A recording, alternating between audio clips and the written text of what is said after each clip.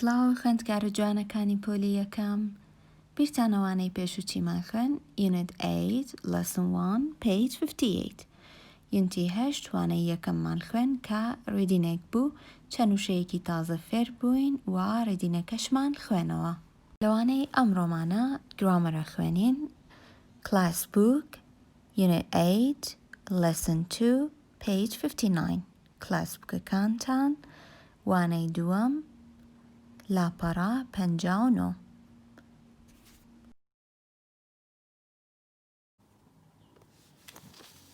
خوێندکارە خۆشەویستەکان بیرتانە لەوانەی پێشوو ئەمەمان لەسەر دەفتەر نووسیەوە ئەمە چی بوو؟ باسی ئەم ئایەمان کرد لێرەیە where is ئایەکەمان هەیە بەڵام لەمەیانە ئایەکەمان نییە لە جیاتی ئەوە چیمان داناوە ئەپۆسترۆفیمان داناوە ئەمە پێوترێ ئەپۆسترۆفی ئەمەمان لێرەیە داناوە ئەمە کورتکراوەکەیەتی ئەمەش وشەکە خۆیەتی ئەتوانی بڵێ وەرز ئەمەش هەر وەرزە یەک شتە بەڵام لێرەیە ئەم ئایە لابراوە ئایەکەمان لابراوە کردومانە بەم هێمایە بەم شێوەیە جگە لەمە ئێمە چەند شتێکی تریشمان هەیە کە ئاوایە و کورتەکرێتەوە با بزانین چی و چییە سێری ئەم سیانەکەن بۆ پۆزیتیڤ بۆ نمونە ئەڵێی She is, she is, he is, they are, they are. بە هەمان شێوە she is لێرەیە ئایەکەمان نەماوە ئایەکەمان کردووە بە هێماکە he isیش هەر بە هەمان شێوەیە ئایەکەمان نەماوە کردومانە بە هێماکە لێرەیە لێتە ئایمان نییە بەڵام لێرەیە he is لێتە ئایمان هەیە کاتێک ئێمە ڕستەیەکە نووسین یا شتێکە نووسین لەسەر دەفتەرەکەمان ئەتوانین بەمەیان بینووسین ئەشتوانین بەمەیان بینووسین بەڵام زۆربەی کات وە لە نووسینە ئەم شێوازە بەکارەهێنین با بزانین لە دەیا چیمان دیار نەماوە لێرەیە letter I نییە ئەوەی کە دیار نەماوە لێرەیە letter A سێرکەن ئەمانە هەمووی letter I دیار نەما بوو بەڵام ئەمەیان چ لێتەرەکە letter A دیار نەماوە دەیە ڤیدۆکە لێرەیە بۆستێنن ئەم سیانەش لەسەر دەفتەرەکەتان بنووسنەوە هەمان شت بەڵام بە نەگەتیڤی بۆ نمونە کاڵەی she isn't خۆی چییە she is not چیمان دیار نەماوە ئەم letter O'یە PTO لێرەیە کردومانە بە هێماکە زەکە و نۆتەکە ئەمەمان بەیەکەوە نووسانووە isn't بەیەکەوە نووسانومانە ئەم ئۆیەش دیار نەماوە لە هی isn'تیشە بە هەمان شێوە letter ئۆکەمان دیار نەماوە کردومانە بەو هێمایە is نۆتەکەمان بەیەکەوە نووسانووە کە بووە بە isn't ئەتوانی بڵێ he isn't ئەتوانی بڵێ he is not ئەتوانی بڵێ she isn't ئەشتوانی بڵێ she is not ئەم دوانە هەردووکی یەک شتە ئەم دوانەش هەردووکی یەک شتە جیاوازەکەیان چییە ئەمە کورتمان کردوتەوە بچکۆلانەمان کردوتەوە بەڵام ئەمەیان بە گەورەی نووسیمانە بە درێژکراوەی نووسیمانە باشە کەواتە لە she isn't و he isn't ئەو لێتەرۆی کە دیار نەماوە letter O'یە بە هەمان شێوە لێرەیە they are not عینەن شت ئارەکە و نۆتەکەمان بەیەکەوە نووسانووە بۆ بە ئاند ئەم ئۆیەش دیار نەماوە و کردومانە بەم هێمایە کەواتە ئێستا ئێوە بێ ئەم شەشدانەیە لە دەفتەرەکەتانە بنووسنەوە بۆی بیرتان نەچێتەوە هەر کاتێککە بینیتان بزانن چییە و لە چ شتێکەوە هاتووە پێشتر وەرزتان نووسیوەتەوە ئێستا ئەم شەشدانەیەمان هەیە لە دوای ئەمە هێنە سەر باسی ئەوەی کە ئێمە لە چۆن پرسیار بکەین بە where بۆچی بەکارێنین کە ئەڵێن where is بۆ چ شتێ بەکارێنین بۆ ئەوە بەکارێنین کە بزانین شتێک یان کەسێک لەکوێیە بیرتانە لە ڕیدینەکەی پێشوو ڕۆزی کە کارێکی باشی کردبوو بڕوانامەیەکی وەرگرتە بوو ویستی پیشانی هەموو خێزانەکەی بات پرسیاری لە دایکی کرد وتی Where is grandma؟ کەواتە وتی داپیرە لەکوێیە؟ Where is grandma؟ داپیرە لەکوێیە؟ Is she in the kitchen؟ لە مەتبەخەکەیە؟ کەواتە where لە چ کاتێ بەکارهێنین؟ لەو کاتەیە بەکاریهێنین کە بمانەوێت بزانین کەسێک یان شتێک لەکوێیە. پرسیارەکەین دەربارەی شوێن.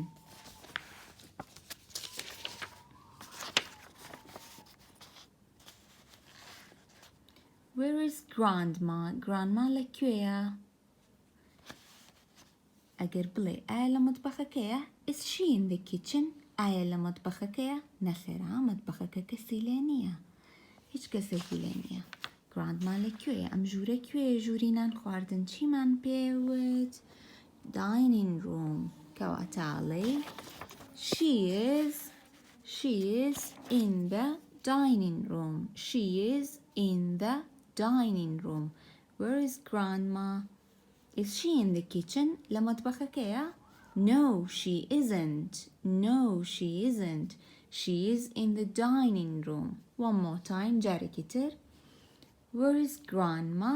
داپیرە لەکوێیە؟ Is she in the kitchen؟ لە مەتبەخەکەیە؟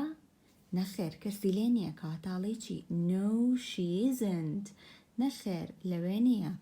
She is in the dining room. لە ژووری نان خواردنە. سێریگەن. grandma چییە؟ کچە یان کوڕە؟ grandma کچە. ئەگەر کەسێک کچ بێت پێ چی بەکارهێنین؟ she. ئەگەر کەسێک کچ بێ she بەکارهێنین. ئەی ئەگەر کوڕ بێ he.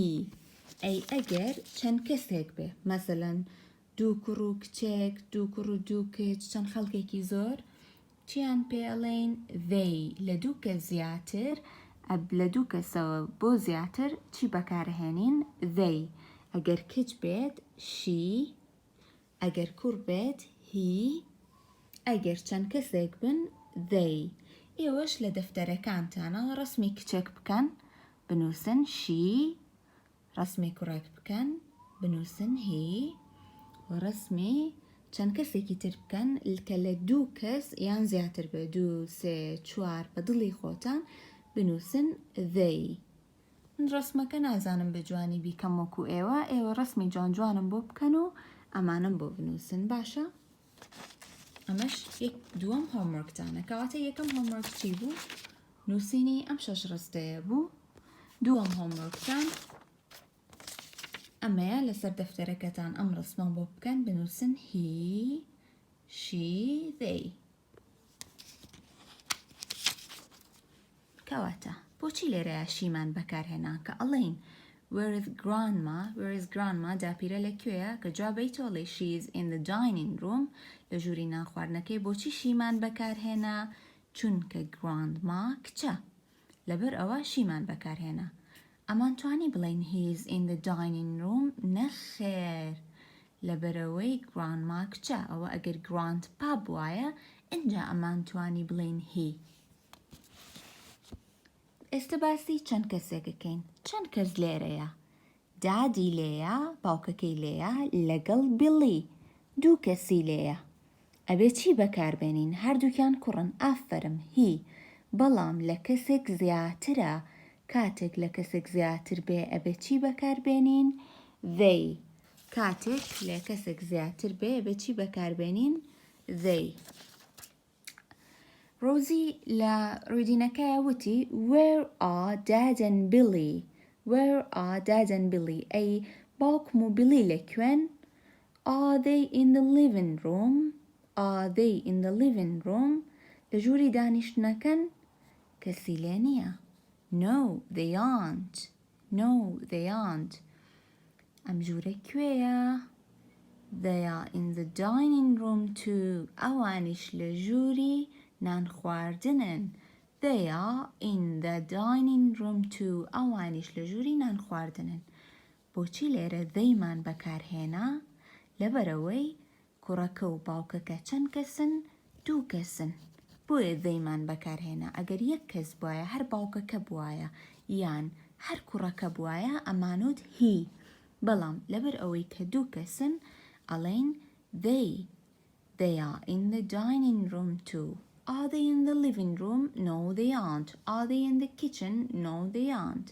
They are in the dining room too. ئەوانیش لە ژووری نان خواردنەکەن.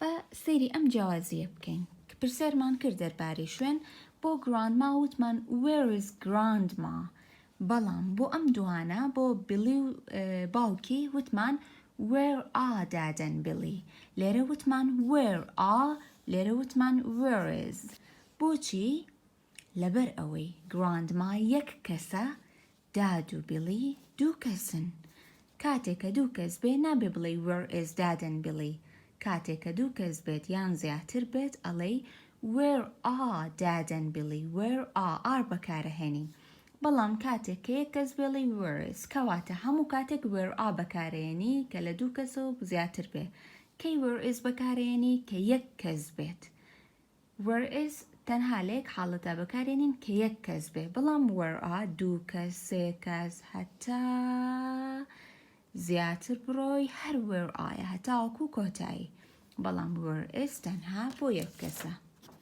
سەیری موێنەیە بکەن ئەمە چەند کەسە یەک کەسە یەک کەسە کەواتە چیمان بەکارهێنا is ئەی ئەمە چەند کەسن دوانن کچێک و کوڕێکمان هەیە کەواتە چیمان بەکارهێنا لێرەیە یەک کەسە is لێرەیە دوانن ئەگەر یەک کەس بێ is بەکارەهێنین ئەگەر دوو کەس بێ بەکارەهێنین لێرەیە ئەڵێن where is grandma بەڵام لەمەیانە ئەڵێن where are dad and billy بۆچی لەبەرەوەی ئەمان دوانن ئەمان یەکێکن okay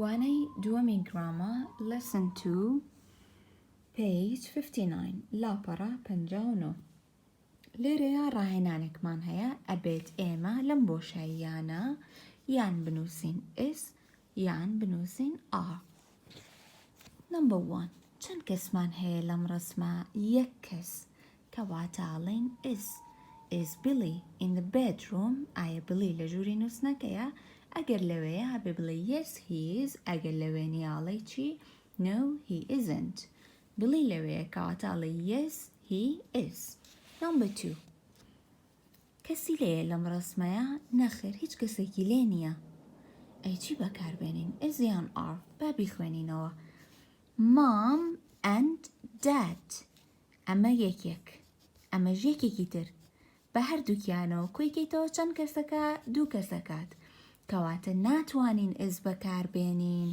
ئەبێ لێرەیە بنووسین are بۆچی لەبەرەوەی دوو کەسن ئەڵێ mom and dad in the garden ئایا دایک و باوکەکە دایک و باوکم لە گاردنن لە باخچەکەن no they aren't نەخێر لەوێ نین بۆچی ئارمان بەکارهێنا لەبەرەوەی ئەڵێت mom and dad بەتەنیا نەیوتووە mom بەتەنیاش نەیوتووە dad مادەم هەردووکیانن کەواتە بێچی بەکاربێنین بەکاربێنین number 3 blank Rosie's aunt Puri Rosie and uncle خاڵی in the dining room yes they are بەڵێ لەوێن چەند کەسمان هەیە جارێ دوو کەسمان هەیە ئەمە پوری ڕۆزیە ئەمەش خاڵەتی کەواتە کە دوو کەسمان هەبێت ئەبێت چی بەکاربێنین are very good are ئێوەش لە کتێبەکانتانە بە هەمان شێوەی من ئەمانە بنووسن are Rosie's aunt and uncle in the dining room ئەگەر لەوێ بنەڵێ yes they are ئەگەر لەوێ نەبنەڵێ چی no they aren't کەواتە ئارمان بەکارهێنا لەبەرەوەی پرسیارەکە دەربارەی Rosie's aunt پوری Rosie and Rosie's uncle هەروەها خاڵیشی number 4 هیچ کەسێک لێرە نییە مادەم هیچ کەسێکی لێ نییە نازانین is بەکاربێنین یان بەکاربێنین لەو کاتە ئەبێ بیخوێنینەوە blank Rosie in the bathroom لێرە بزانە باسی چەند کەسەکات باشە بزانە باسی چەند کەسەکات ئەمە هۆموەرکە number 4 ئەگەر باسی یەک کەسەکات is بەکاربێنە ئەگەر لە کەسێک زیاتر باسەکات بەکاربێنە ڕستەکە بخوێننەوە بزانن ناوی چەند کەسی هێناوە و بەپێی ئەوە یان ئس یان ئار بنووسن.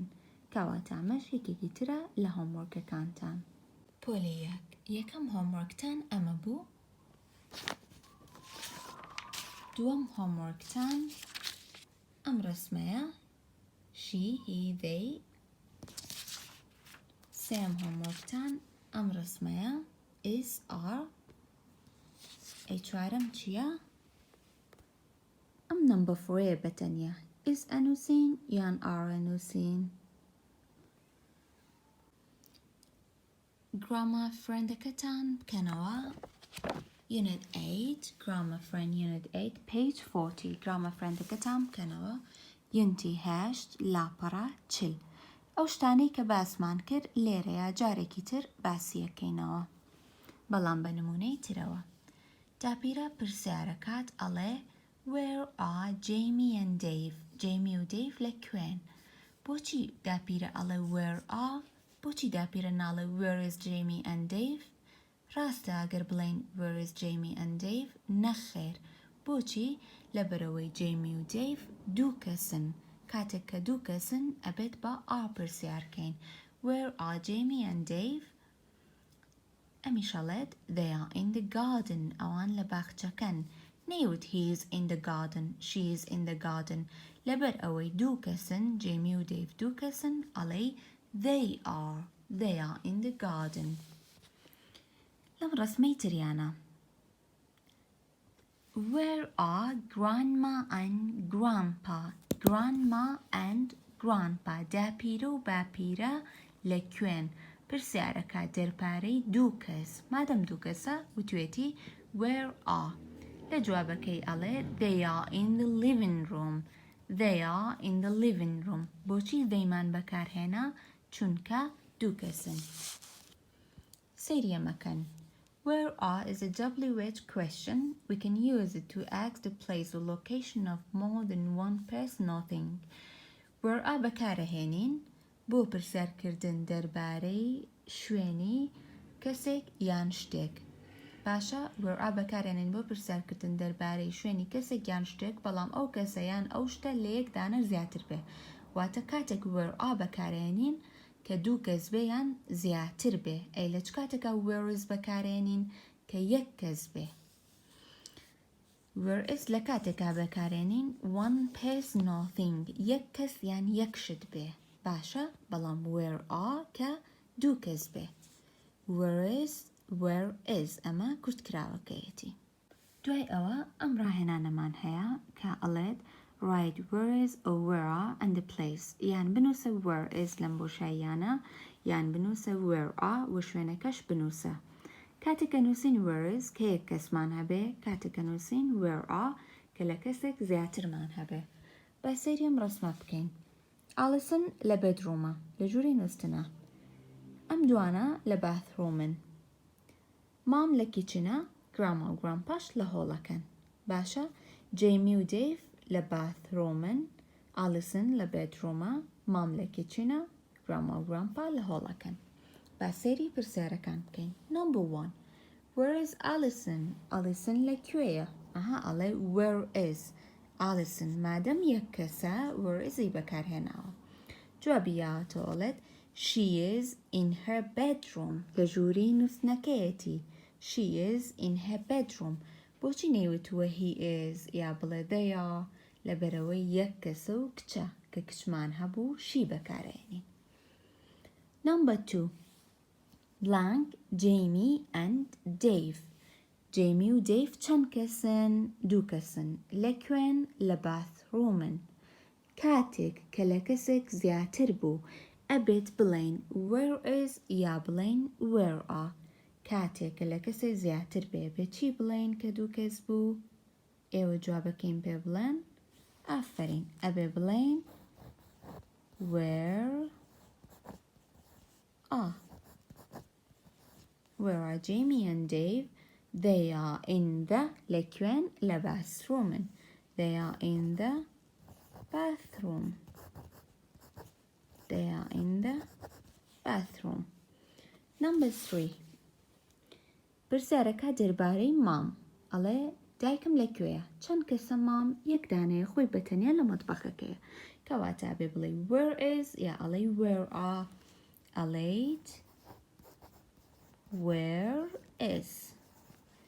is mom she is in the لەکوێیە kitchen she is in the kitchen لا مطبخەکەیە she is in the kitchen.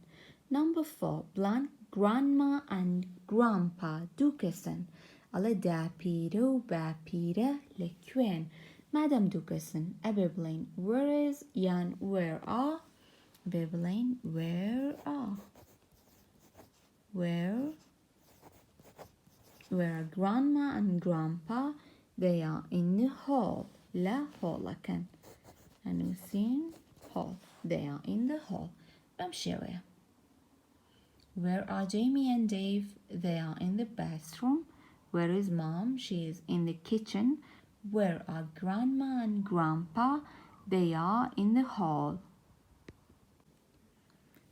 Grammar Friends page 41 Grammar Friends لاپەڕە 41 is he in is she in are they in پرسیار بکەی دەربارەی کەسێک کچ بە یا کوڕ بە یا چەند کەسێک کە لە شوێنێکن دادەڵێت where is Alison Alison لەکوێیە is she in the living room ئایا لە ژووری دانیشتنەکەیە سەرکەوتمان Alison کچە کەواتاڵێن is she بە is she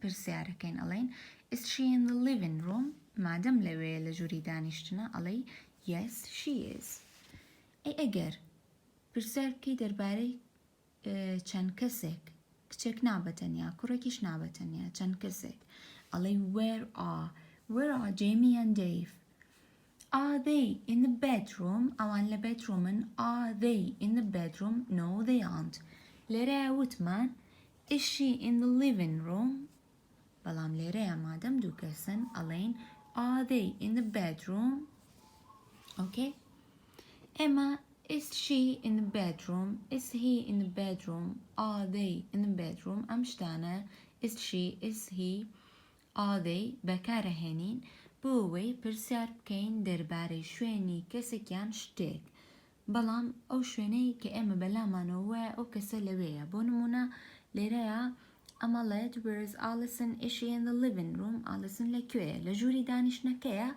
بەلای ئەوڵێ لەوانەیە لەوێ بێ پرسیارەکاڵێ لەوەیە کەواتە ئەگەر کچ بێڵێ is she ئەگەر کوڕ بێڵێ is he ئەگەر چەند کەسێ بێ are they where is Alison is she in the living room where is Jamie is he in the kitchen where are Jamie and Dave are they in the hall هینە خوارەوە ڕاهێنانێکمان هەیە ڕاهێنانەکە ماچە گەیاندنە چوار وێنەمان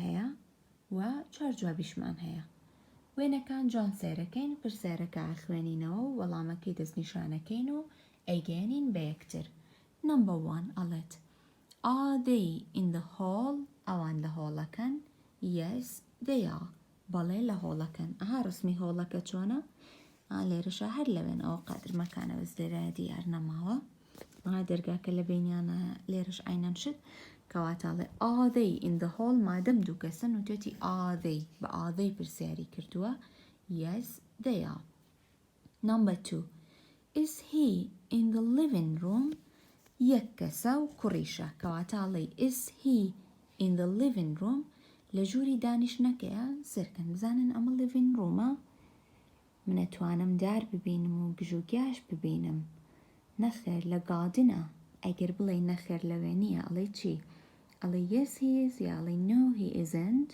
ئەڵێن no he isn't کەواتە ئەمە ڕائەکێشین بۆ ئێرە no he isn't is he in the living room no he isn't number 3 دوو کەسن کەواتە بێ بڵێن are they وەکو grandma و grandpaکە لێرە وتمان are they in the hall لێرە شاڵێن are they in the kitchen ئەوان لە مەتبەخەکەن ئەوان لە ژوورێکن سەیری تیڤیەکەن کەواتە ئەم ژوورێک کوێیە قەنەفەی لێ و سەیری تیڤیەکەن living roomە کەواتە لە مەتبەخەکە نین are they in the kitchen ئەبێ بڵێن چی ئەبێ بڵێن yes they are یان no they aren't نخر لوينين. No, they aren't.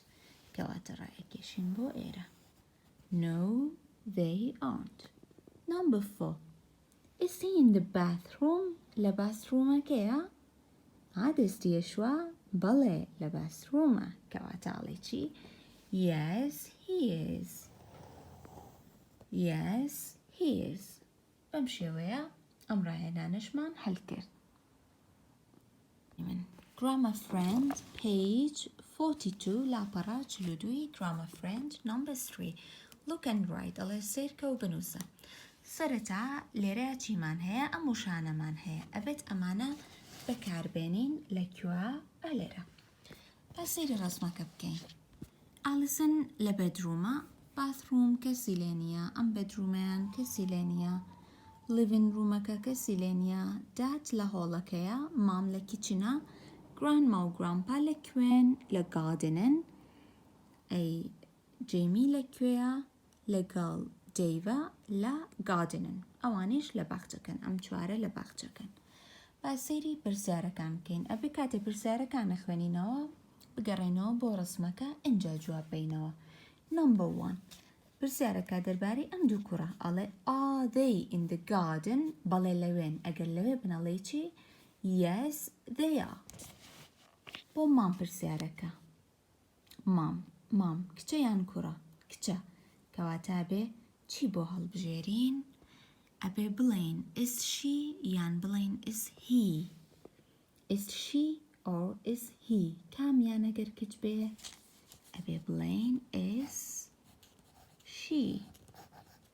Is she in the kitchen؟ بلا لويا. Yes. Is she in the kitchen؟ Yes. She is. Yes, she is. Okay. Yes, she is. Number 3. دوكسن أبي بلين شي. أبي بلين is he is she يان بلين are they. مادام دوكسن أبي بلين are they. يكم بيت دايما بكابيتالي شانوسين. Are they in the kitchen؟ بابزانين kitchen كيلي مامي لي نخر لوينين. grandma و grandpa لغاردنين. grandma و بلاني لكردوتوا خريكي باختكن. باختكا تشاككن كواتالي. Are they in the kitchen؟ No. ألي yes they are. يالي no they aren't. ألين no they aren't. No they aren't. أو they aren't أكل كراويتيا. No they are not. Are they in the kitchen؟ No they are not. No they aren't. Number 4. أما كريان كتا دات كريان كتا كرة كواتالي is he يا علي is she. أبي كاميان بكار بلينين أبي بلين is he. Is he in the bedroom؟ سركن لهولا كيا لبedroom نيا. Is he in the bedroom؟ No he isn't. No he isn't. No he isn't. Number 5 and the last one. جمارة بنجو كوتا دانا. Alison كتيان كرا كتا. كواتا ليتشي. Is he يالي is she. أبي بلين is she. Is she in the living room؟ living room كيا نخر لبدروما كواتا لينشي. No she isn't. No she isn't. Are they in the garden? Yes they are. Is she in the kitchen? Yes she is. Are they in the kitchen? No they aren't. Is he in the bedroom? No he isn't. He is in the hall. Is she in the living room? No she isn't. She is in the bedroom. بمشي ويا هاتينا كوتاي أمراهنانش. گوڵەکانی من بۆ وانەی داهاتوو ئەو سێ شتەی تر ئەو سێ چوار شتەی تر کە پێم وتبوون لە دەفتەرەکان تا بینووسن ئەوانم بۆ بنووسن و ناوی خۆشتانی با لەسەر بێت هەروەها وەرکبووکەکەتان Unity 8 Workbook Unit 8 page 59 لاپەڕە 59 وانەی دووەم Grammar ئەم لاپەڕەیەم بۆشی کار بکەن کاتێکی خۆش و هەتاوانەی داهاتوو بای بای